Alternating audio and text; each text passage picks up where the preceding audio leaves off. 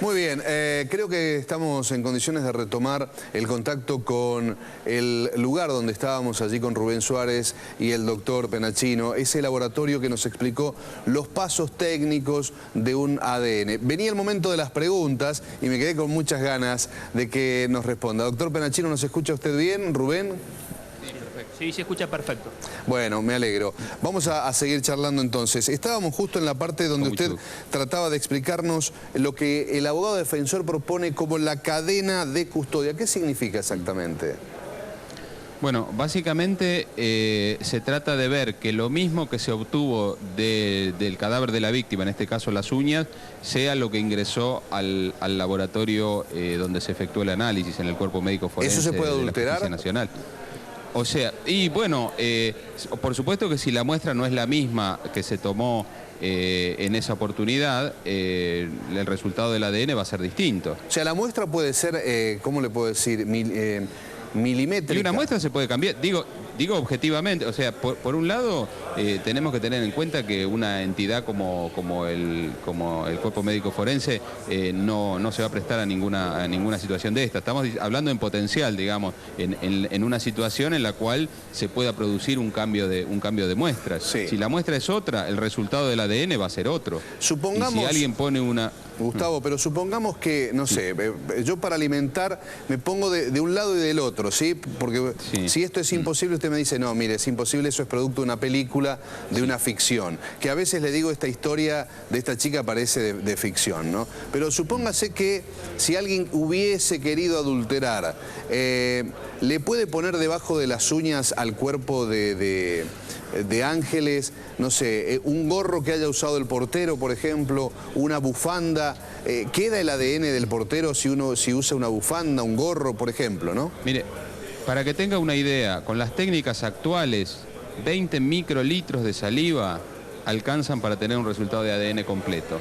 O sea, cualquier tipo de fluido biológico da un resultado de ADN muy importante, digamos, que se puede leer perfectamente. Un microlitro de sangre es suficiente para tener un resultado de ADN positivo. Es decir, cualquiera de esas muestras que se coloque en contacto con otra vez, quiero insistir en que no estoy diciendo que se pudo haber producido en esta causa porque tengo confianza en todos los pasos seguro, pero usted lo que dice es que es muy fácil, si uno quisiera cambiar o confundir el ADN. Sí, mire, cuando se hablaba mucho del tema del ADN a fines de los años 90, yo publiqué un artículo en una revista en Inglaterra que era ¿Are DNA Tests Infallible? ¿Son infalibles los análisis de ADN? Donde advertía sobre esta situación de la posibilidad primero de errores dentro del laboratorio y segundo de cuestiones relacionadas con la cadena de custodia. Después ese artículo fue citado en muchos lugares, en muchos libros y todo relacionados con el tema del ADN. Es decir, se creía que era algo mágico que resolvía todo. Y bueno, estamos diciendo, es una herramienta muy útil para la justicia, pero tenemos que tener ciertos cuidados. Claro, y la muestra, o sea, parecía de ficción. La verdad que la charla con el doctor Penachino, genetista, nos está aclarando muchas cosas. Supóngase que, no sé, la transpiración de una persona, yo le seco la cara con un pañuelo, con un trapo, y ese trapo después se lo paso debajo de las uñas de la víctima, por más que sean cosas milimétricas, ¿queda y salta el ADN igual? Podría ser, sí, podría, digamos, cualquier circunstancia en la cual haya tomado contacto un fluido biológico de un individuo con una muestra puede llegar a dar lugar a ADN de ese individuo en esa muestra. Entonces, sí. Hasta células hasta cosas, ni siquiera fluidos biológicos visibles. Un elemento que uno ha tocado, por ejemplo, una lapicera, el micrófono que acá está sosteniendo el amigo, todo eso va a tener restos de ADN. Y ese ADN da un patrón genético como el que vimos antes. Pero, perdóneme, aunque no tenga, en el caso, tomemos el ejemplo del micrófono y nuestro compañero Rubén, él no se lastimó, no hay ningún fluido, no le transpira la mano, ¿igual queda el ADN? Igual queda porque uno emite células de descamación. O sea, uno no lo ve eso tampoco, pero nuestra piel constantemente va liberando células de descamación y uno las deja adheridas a todas las cosas que toca. Ajá. Y, a ver, la pregunta es la siguiente. Dijeron por allí que en una de las cuerdas que atara, tenía en los pies o en el cuello, encontraron un segundo patrón genético, no con la misma intensidad, pero sí encontraron otro patrón genético. ¿Esto puede ser, digamos, del proceso de ese cuerpo que estuvo en la basura o significa que alguien manipuló también la soga? Bueno, ese es uno de los problemas más serios que tiene el ADN, que es muy persistente. Esto que acabamos de decir, de que aparece porque uno tocó un elemento o así, sirve también para luego dudar de los resultados finales. O sea, esa soga, primero, ¿cuánto dura una muestra de ADN? Esto es una pregunta que nos hacen habitualmente los jueces. Nos dicen, pero la muestra en esa soga, ¿tiene que ser reciente o puede ser que lleve mucho tiempo? Se sabe hoy día que una muestra de ADN dura 20 años en un elemento. O sea, si ese elemento no es manipulado, no es tocado por nadie, 20 años está ese ADN ahí. Entonces, por supuesto que puede ser de cualquier persona un ADN que aparece en una escena de crimen. Obviamente personas que no tienen nada que ver con el delito en sí, ¿no? Claro. En el caso de la soga, puede ser que el mismo empleado que tomó la soga para venderla, claro, para cortarla y demás, tenga ahí su ADN. Entonces, hay toda una serie de circunstancias que hacen que pueda aparecer ADN en una escena del crimen sin tener que ver con el crimen. Y esto es importante que lo sepan los jueces, ¿no? Nosotros siempre les informamos y tratamos de hacer charlas y demás, porque todo eso lo tiene que evaluar el juez al momento de juzgar. Nosotros no juzgamos, nosotros no damos veredictos de culpabilidad o inocencia, simplemente damos un resultado de una prueba técnica. Si a mí me envía una soga y me dice, ¿hay ADN en esta soga? Sí, hay ADN y tiene estos patrones genéticos. ¿Y cómo llegó ese ADN ahí? Eso yo no lo sé y yo como perito en ADN no le puedo decir cómo llegó.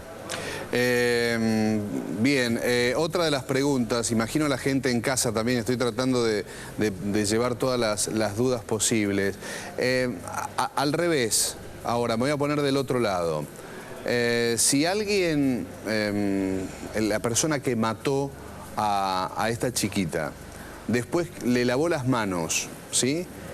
Sabiendo que ella había intentado defenderse, ¿es posible que las muestras de ADN se limpien? Porque se encontró en un solo dedo el ADN del portero, dedo índice de la mano derecha, ¿no? Se supone que también la chiquita, si se defendió con todas sus uñas, con sus dos manos y demás.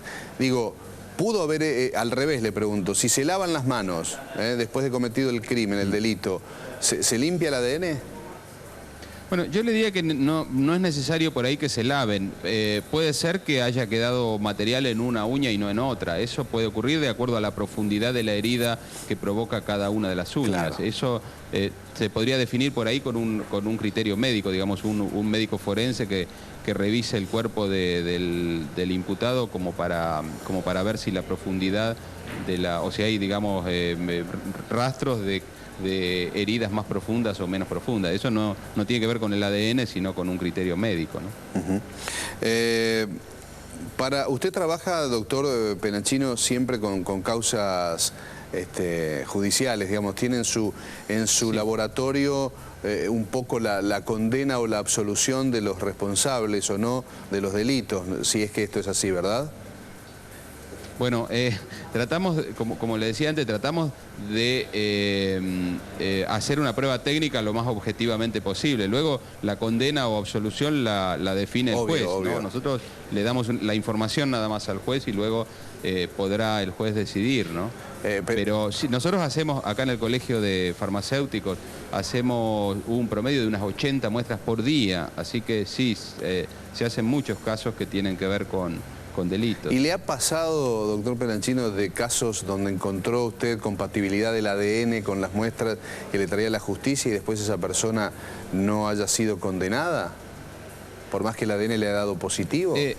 Claro, por lo que sé, no tengo conocimiento realmente de ningún caso en el que no haya sido condenado y que el ADN haya sido desestimado. ¿Estado por la defensa? Bueno, objeciones, le diría el 99% de todos los casos que uno hace. Pero luego, bueno, al menos los casos que yo he tenido conocimiento, el juez ha terminado convalidando los resultados de la prueba y bueno, y obrando en consecuencia. Pero les diría que el tema de decir que la muestra fue cambiada es permanente, que nos equivocamos en el laboratorio es permanente. O sea, el problema es que es una prueba tan contundente, el problema o la situación es que es una prueba tan contundente que si la defensa no logra eliminar esa prueba, es muy difícil que logre la absolución. Le hago otra pregunta, doctor Penancino. En el cuerpo del principal acusado por el momento del crimen de Ángeles, hay marcas, hay heridas. ¿El proceso al revés no se puede hacer para cotejar lo que había debajo de las uñas? Es decir, trabajar sobre alguna de esas heridas a ver si encuentran ADN de la víctima. Yo no esperaría encontrar porque naturalmente la persona se debe haber higienizado y demás, no es razonable, salvo que estuviera fallecido, digamos, que fuera un cadáver, así Ajá. Podría llegar a encontrarse algo, pero no esperaría aquí que hubiera alguna cosa. Por otra parte, bueno, tendría que haber saliva o algún elemento o sangre de la víctima, pero... Claro, pasados los días esto es difícil. Claro, si el hecho ocurre pasado unas horas, sí. Imagino que al haber una herida con claro. sangre, que la uña pudo haber lastimado la piel, ahí pueden quedar restos también a la inversa, ¿verdad? Pero sí. Podría haber mezcla de fluidos biológicos, de sangre o de saliva. Nosotros lo vemos en los delitos sexuales, a veces que hay una mordedura en el cuerpo de una víctima, por ejemplo, y con un hisopo se retira la saliva de alrededor de la mordedura y con eso se obtiene el patrón genético del agresor, Ajá. o al menos una mezcla de patrones genéticos entre la víctima y el agresor. La verdad es que ha sido muy didáctico, nos ha explicado en palabras simples y sencillas a todos nuestros interrogantes. No sé, Rubén, si a vos te quedó alguno después de esta charla, pero de nuestra parte agradecerle infinitamente al doctor Gustavo Penancino, genetista. No, agradecerle también y sobre todo por mostrar todos estos procesos de cómo se hace un análisis. Bueno, no, gracias a ustedes por divulgarlo y divulgar seriamente lo que hacemos, porque se dicen muchas cosas, hemos visto que por ejemplo, que miramos nosotros al microscopio, el ADN. Y acá nunca usamos ese. No, nunca, el microscopio no se usa para nada en el tema del ADN, pero hemos visto especialistas que decían que lo mirábamos al microscopio, el patrón genético, y no se puede ver al microscopio. Todo por la computadora. Sí. Gracias, doctor. Bueno, no eran tan especialistas entonces los que dijeron eso. Gracias, doctor Penancino. Rubén, impecable como siempre. Volvemos en un ratito con más información sobre el caso Ángeles.